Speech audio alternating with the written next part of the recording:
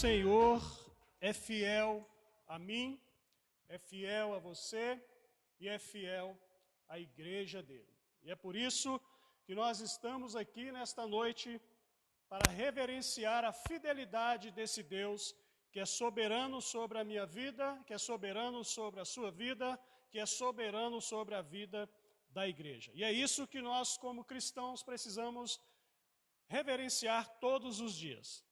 A palavra de Deus, ela nos mostra que a cada dia ela quer nos ensinar algo mais.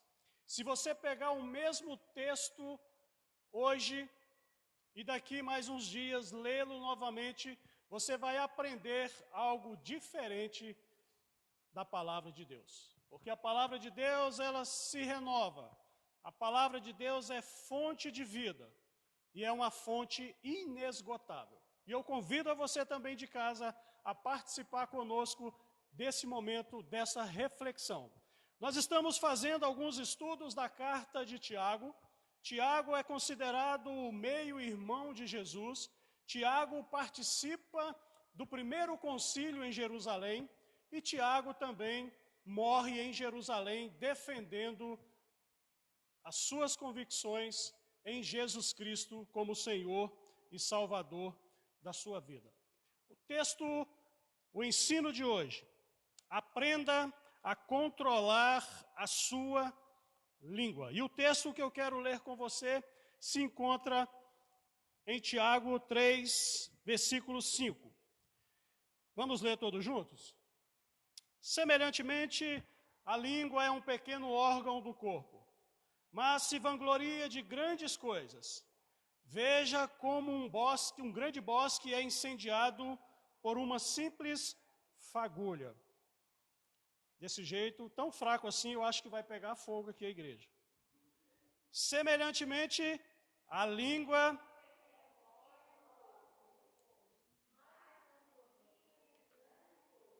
vejam como um grande bosque por uma simples fagulha.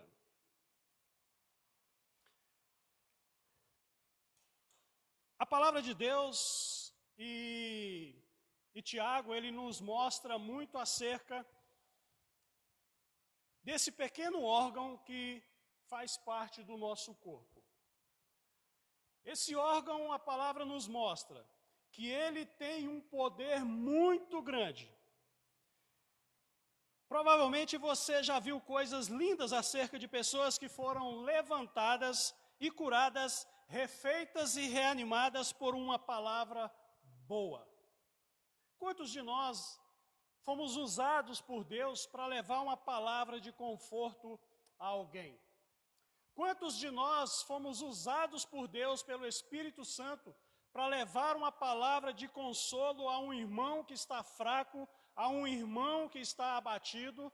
E a minha palavra, quando eu me deixo ser usado pelo Espírito de Deus, essa palavra vai de encontro às necessidades desse irmão, e esse irmão é revigorado. Esse irmão é fortalecido através da minha palavra. Quantas vezes nós reanimamos alguém? Mas a palavra também de Deus nos mostra que uma boa palavra é como medicina. Ela traz cura. Em contrapartida, uma pessoa que está abatida, triste, desanimada, aflita, sem sonhos, de repente alguém chega com uma palavra inapropriada, essa palavra é como uma espada que penetra até a alma, machuca. Talvez eu e você, em algum momento da nossa caminhada, também fomos usados pelo inimigo através dos nossos pecados, da nossa natureza má, em magoar alguém através desse órgão tão pequeno chamado língua. Precisamos, irmãos, ao longo do tempo, aprendendo mais com a palavra de Deus, aprendendo o que ela nos mostra, que eu e você precisamos controlar esse órgão que é tão pequeno, mas que tem o poder de causar tanto bênçãos, como também tem poder de causar maldições e aflições na vida de alguém. Há palavras que ferem muito mais do que uma espada afiada. Isso nos mostra como a língua pode ser um instrumento de bênção ou de destruição. Abra para mim, por favor, no livro de Provérbios 6, capítulo 16 a 19. Se você quiser acompanhar, mas se quiser já deixar marcado, diz assim a palavra de Deus: há 6 coisas que o Senhor odeia, 7 coisas que ele detesta. Primeira, olhos altivos, língua mentirosa, mãos que derramam sangue inocente, coração que traça planos perversos, pés que se apressam para fazer o mal, a testemunha falsa que espalha mentiras e aquele que provoca discórdia entre os irmãos. A língua mentirosa, a testemunha falsa que profere mentiras e o que semeia contenda entre os irmãos. São 3 situações que a língua, característica de uma língua maldosa. E a palavra de Deus nos mostra através de Provérbios que Deus abomina. E a língua tem essas 3 características que eu citei agora. Primeiro, língua mentirosa. Essa mesma língua, esse pequeno órgão, tem poder dentro das suas características e a sua natureza, por ser oriundas do pecado, porque ela está num homem e numa mulher que são pecadores. Ela tem o poder de destilar venenos que machucam pessoas através de inverdades. O segundo ponto é que essa mesma língua semeia contendas entre os irmãos. E essa mesma língua faz testemunhos falsos, proferindo mentiras contra pessoas inocentes, muitas das vezes. Tiago chegou a dizer nesta carta que ninguém pode se dizer religioso sem primeiro refrear a sua língua. Olha só o que diz Tiago 1, 27. A religião que Deus, o Pai nosso, aceita como pura e imaculada cuida dos órfãos e das viúvas e as suas dificuldades, e não se deixe corromper pelo mundo. Para Tiago, para ser um verdadeiro cristão, verdadeiro, não basta apenas ser fiel aos seus princípios. É preciso também controlar a sua língua. A religião que Deus, o nosso Pai, aceita é não se deixar corromper pelo mundo. E a língua, ela está inserida dentro desse contexto, porque ela nos corrompe, porque ela fala. Ela mancha a imagem de pessoas, ela denigre pessoas. E nós estamos vivendo um tempo de política, onde, algum tempo atrás, alguns eram amigos, algumas pessoas eram amigas.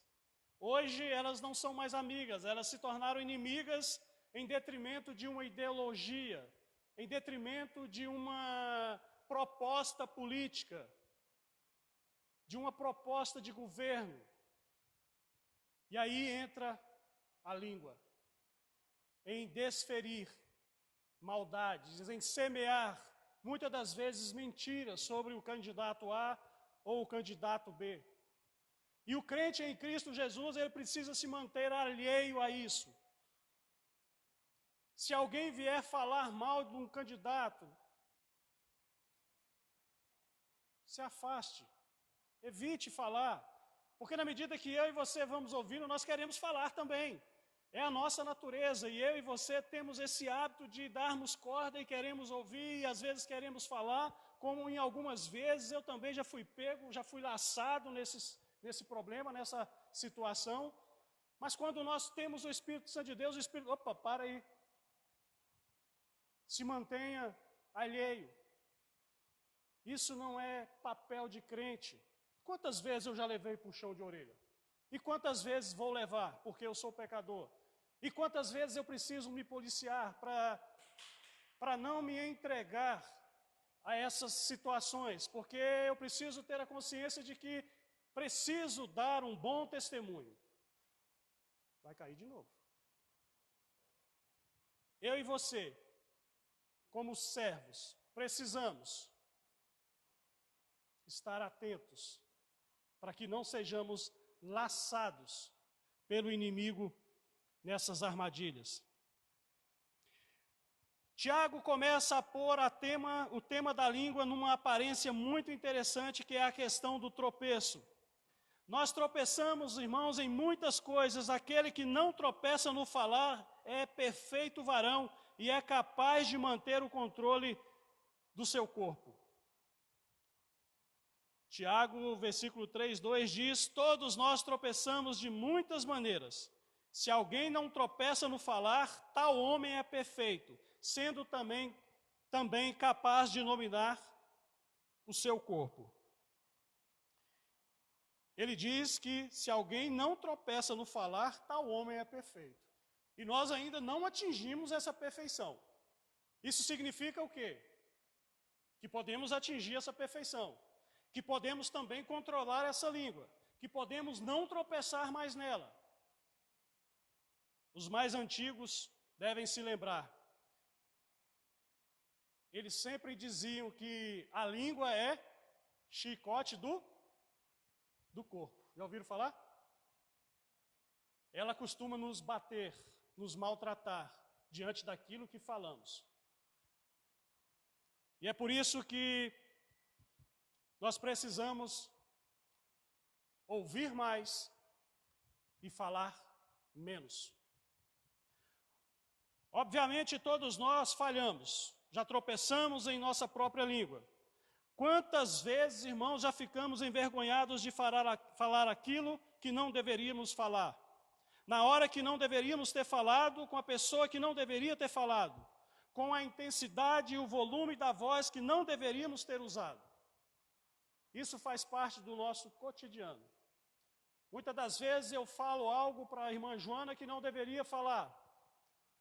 Muitas das vezes eu uso um tom de voz que não era para ser usado. E muitas das vezes você tem sempre uma justificativa. Era porque disso, era porque daquilo. E o Espírito de Deus precisa me moldar. Precisa moldar a cada um de nós. Porque como a palavra disse, nós somos falhos. E quem ainda não falhou?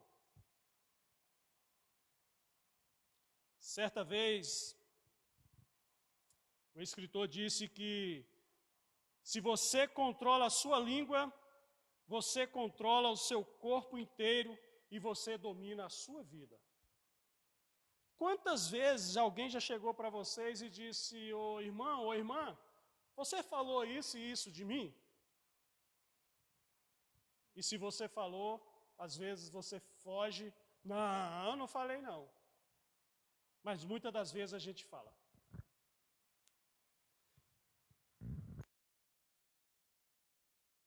E se eu e você quisermos dar um bom testemunho de Cristo, precisamos frear a nossa língua. Nós tropeçamos e a Bíblia diz que é um laço para o homem dizer precipitadamente, pois além dos estragos provocados na vida de outros e da nossa própria vida, ainda vamos dar conta no dia do juízo por todas as palavras que proferimos.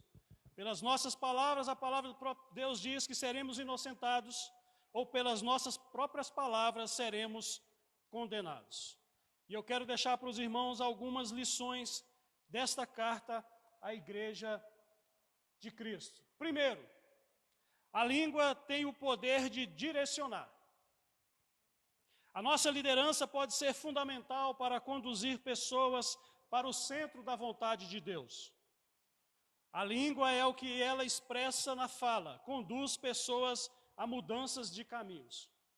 O objetivo da igreja, o objetivo da liderança da igreja, no caso o pastor agora para vocês, é direcionar vocês e a mim como pessoa a alcançarmos o melhor na presença de Deus sempre. Não adianta eu pregar a igreja para frear a língua se eu sou o primeiro a ter a língua solta. Eu e você precisamos estar caminhando juntos, porque nós somos a igreja de Jesus. Segundo ponto, a língua tem a crueldade estampada nela para o mal. Esse pequeno órgão também pode destruir pessoas e até o mundo, com a disseminação das maldades e que às vezes não são verdades. Ela induz pessoas, irmãos, à prática do mal. Quantas pessoas foram afastadas da casa de Deus ou da casa dos seus pais, quando adolescentes, quando adultos, por causa de uma palavra? Quantas vezes você, quando adolescente, ouviu de alguém, não, sai da casa do seu pai, da sua mãe, não, vai ter sua vida. Eu cansei de ouvir, até querer fugir com o circo, eu já quis uma vez. E aí eu fiquei pensando, se eu tenho dificuldade na casa da minha mãe, imagino no circo, que eu tinha vontade de ser palhaço.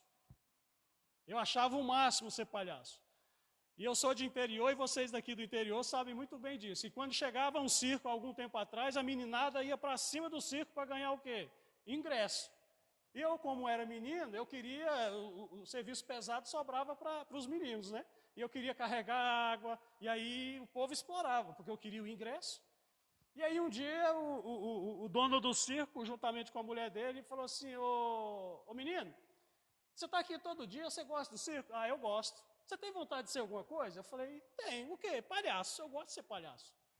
E aí, você não quer fugir com nós, não? Você não quer ir embora com a gente, não? Eu falei, eu vou. Aí um dia a pessoa chegou e falou assim, a gente vai embora tal dia, você pega suas coisas e vamos embora. Aí eu cheguei em casa, olhei para a cara da minha mãe, aí meu pai chegou à tarde da roça, todo suado. E aí eu fiquei olhando, eu falei, não, meu lugar é aqui na casa do meu pai. Eu vou nada, eu quero lá saber de ser palhaço em circo, não sei o que eu vou comer amanhã, não sei o que eu vou dormir, não tem nem aonde dormir, vou nada. Mas por quê? Porque alguém chegou com uma palavra, com uma língua interesseira e maldosa. Porque ele queria pessoas para continuar o circo, para explorar no circo. E quantas pessoas no circo são exploradas? De mulher a homem. E eu seria provavelmente mais um explorado lá naquele circo. Então a língua, irmãos, ela tem um poder de dirigir tanto para o bem como para o mal. Tiago usa duas figuras para mostrar o poder da língua, o freio e o leme. Carro sem freio, acontece o que com ele, Elmo? Vai passando por cima de todo mundo até bater e parar em algum lugar. Agora tu imagine uma língua sem freio. Ela passa por todo mundo até matar alguém, até fazer mal a alguém. Tiago também compara como um leme de um barco, que leva para algum lugar o leme. Sem o leme, o barco fica parado. E uma língua maldosa, ela pode te levar para um buraco, a fazer algo de mal. Olha o que diz esse texto que a gente está discutindo aqui. Quando colocamos freios na boca dos cavalos para que eles nos obedeçam, podemos controlar o animal inteiro. Tomem também como exemplo os navios, embora não sejam tão grandes e impelidos por fortes ventos, são dirigidos por um leme muito pequeno, conforme a vontade do piloto. Terceiro ponto, a língua tem o poder de destruir. Tiago lança mão de outras duas figuras, o fogo e o veneno. Ele diz que uma fagulha pequena incendiaria toda uma floresta. Você já parou para perceber que um incêndio de proporções começa com uma fagulha? Nós estávamos vivendo alguns dias atrás a seca. E um quimba de cigarro, uma fagulhazinha de fogo, jogasse no capim, era um estrago muito grande. Assim é uma língua maldosa, que ela tem um poder de fogo e de veneno. Agora Tiago diz que ela também é fonte de deleitar, uma fonte e uma árvore.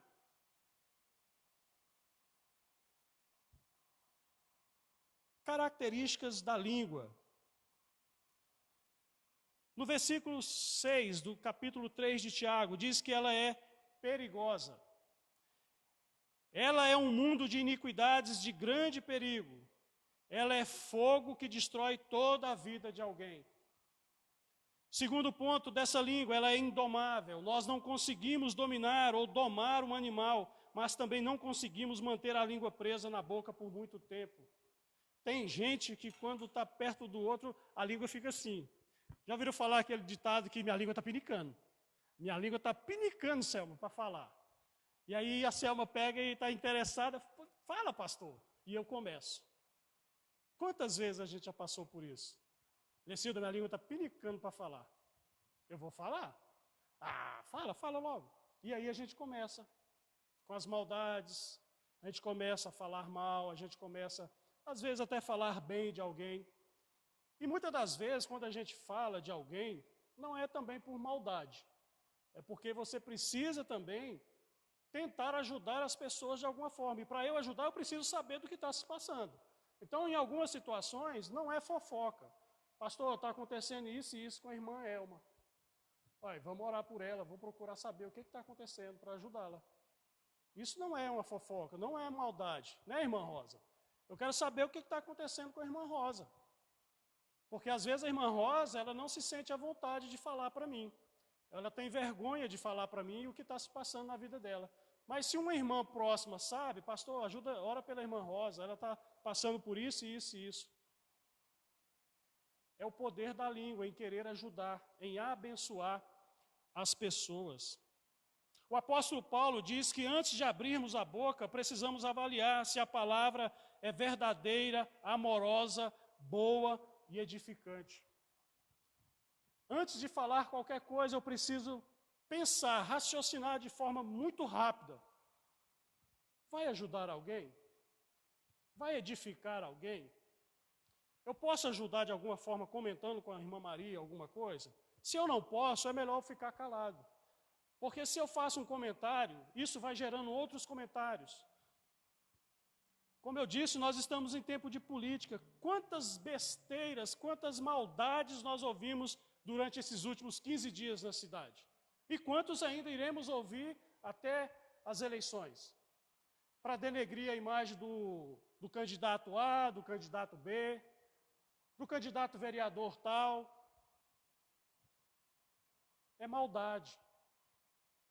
Se eu vou votar em fulano, eu não preciso denegrir a imagem da outra pessoa. É eleição, gente. Cada um vota em quem quer. Dia desses entrei num local e vieram me dar um santinho com um número X. Eu falei, eu não voto aqui. Ah, mas o senhor tem influência. Não faço da influência ou da amizade para convencer ninguém. O voto é individual, é pessoal e secreto. Cada um vota em quem quiser. O irmão, a pessoa ficou toda sem graça. E verdadeiramente eu jamais vou falar aqui em política para você votar em A ou B. Agora, de uma coisa eu preciso falar. As pessoas que você vai eleger têm a visão de Cristo? São pessoas do bem? Porque eu também preciso pensar dessa forma. Porque eu não vou eleger qualquer um que vá fazer mal para a igreja, para a família, para mim. Eu preciso ver se ele vai atuar na saúde, na educação, na segurança, na ação social. É isso que eu preciso analisar. Mas eu não preciso citar nomes. Eu só preciso conscientizar a igreja em quem ela vai votar, se está dentro dos padrões de Cristo. A palavra de Deus também nos mostra que nenhuma palavra torpe saia da boca de vocês, mas apenas a que for útil, para edificar os outros conforme a necessidade, para que conceda graça aos que a ouvem. Que bênçãos você pode usar sua língua como fonte de refrigério para outras pessoas, para abençoá-los. De que forma eu posso usar a minha língua para abençoar outras pessoas? Precisamos lembrar que a principal marca do cristão maduro é ser parecido com Jesus, um varão perfeito. Certa vez, Sócrates, o pai da filosofia, costumava falar sobre a necessidade de passarmos de passarmos tudo o que ouvimos por 3 peneiras. Tudo que Sócrates falava, ele dizia o seguinte: você precisa passar por 3 peneiras. A primeira peneira é a peneira da verdade. O que você está falando é verdade? Pastor, eu quero falar um negócio com o senhor. Primeira coisa, é verdade que você vai falar? O que você está me falando é verdade? Se a pessoa vacilasse dizendo, eu escutei falar que é verdade, aí Sócrates já dizia o seguinte: bom, se você escutou falar, você não tem certeza, então não fala, porque pode causar muito mal para alguém. A segunda peneira é, você já falou para a pessoa envolvida o que você está me falando? É o segundo ponto.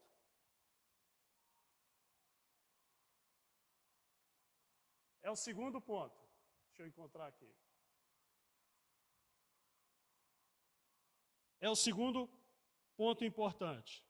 Você já falou para a pessoa? Terceiro ponto, terceira peneira. O que você vai me contar vai ajudar essa pessoa? Vai solucionar o problema dela? Vai ser bom? Vai ser útil para ela? E aí Sócrates já dizia o seguinte, se a pessoa não podia responder positivamente ao crivo das 3 peneiras, então Sócrates dizia o seguinte: por favor, não me conte nada, porque eu não quero saber de nada. Ou seja, a língua, ela é indomável. 2 perguntas para você. Você tem sido uma fonte de vida para as pessoas? Sua família é abençoada pelas suas palavras? Não se esqueça que a nossa língua, a nossa palavra, tem o poder de abençoar e também de amaldiçoar. Talvez, nos momentos de raiva, nós falamos coisas que não deveríamos.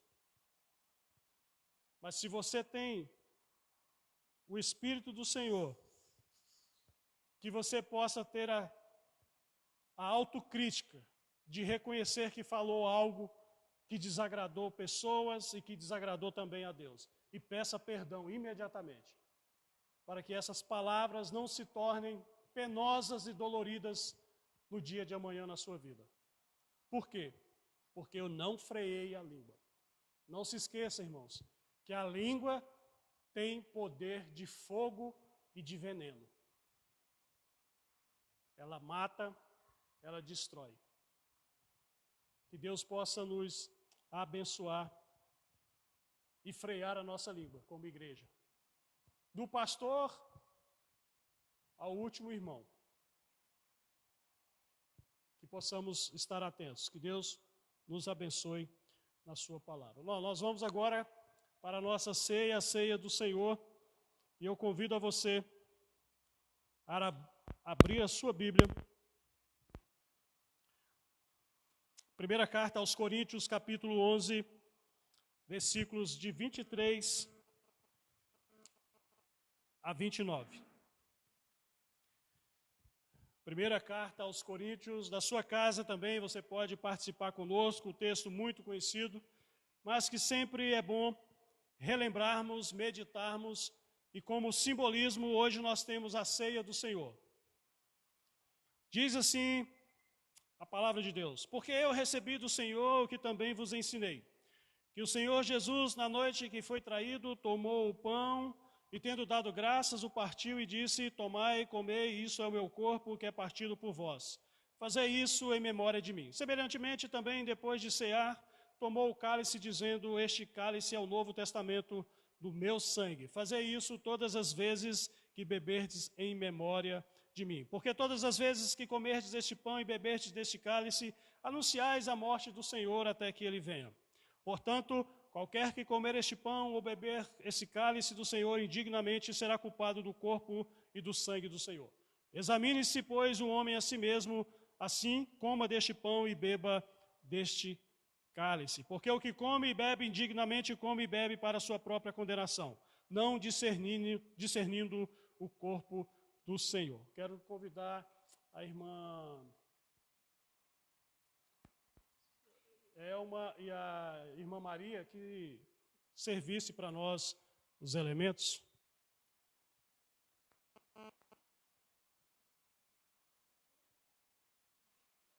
Só pode ficar em pé? Tem algum problema?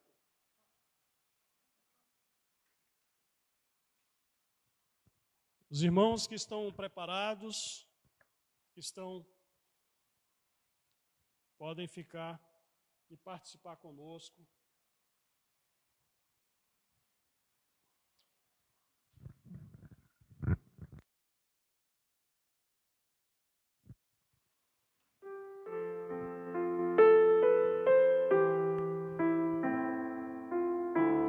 Eu convido a igreja a entoar esse cântico de adoração ao nosso Deus.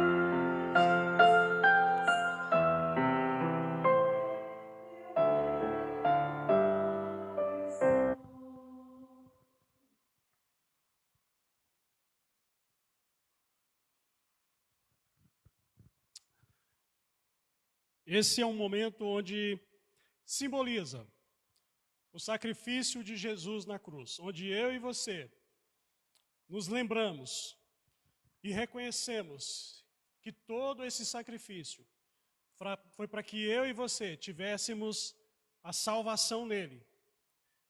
E esse simbolismo também é um momento de comunhão da igreja com o nosso Senhor e Salvador Jesus Cristo. Então, mais uma vez, a palavra diz: tomai e comei, isso é o meu corpo que é partido por vós. Fazei isso em memória de mim. Façamos isso em memória do Senhor.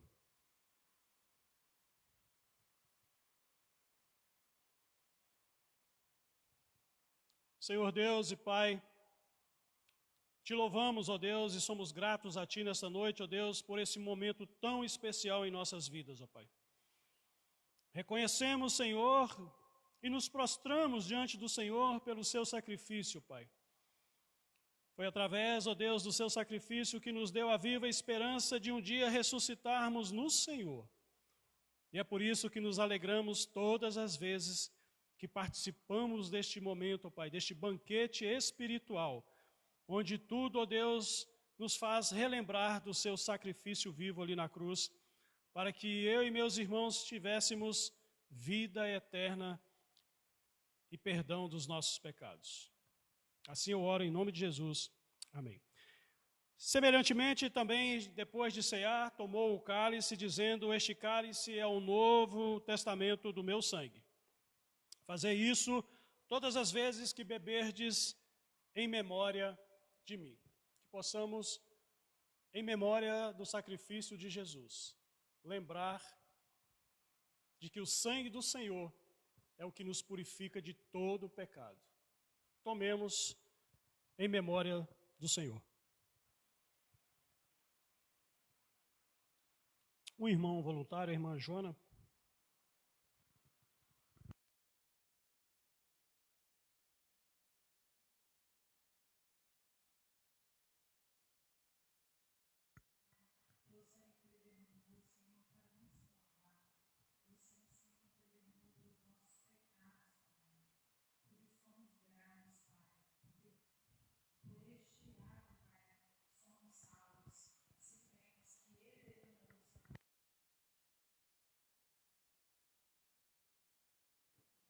Amém.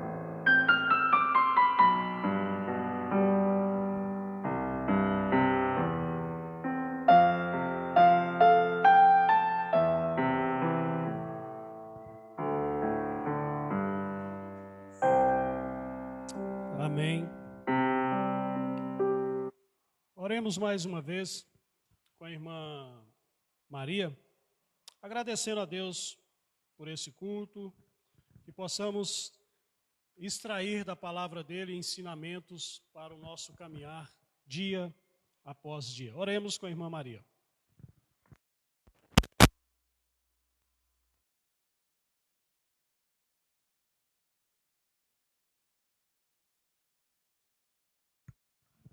Amém.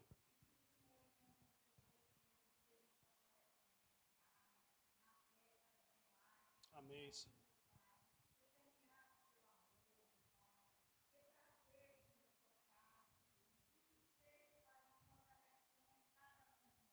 Amém.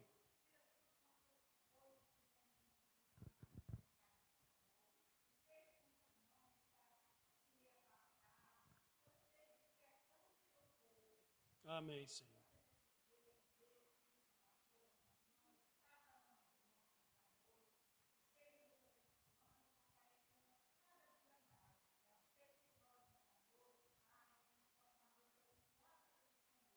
Amém.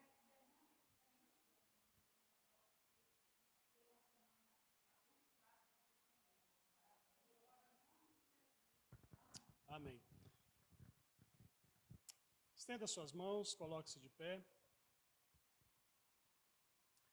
Que a graça do nosso Senhor Jesus Cristo, o amor de Deus, o Pai, e a comunhão do Espírito Santo de Deus seja com cada irmão e cada irmã.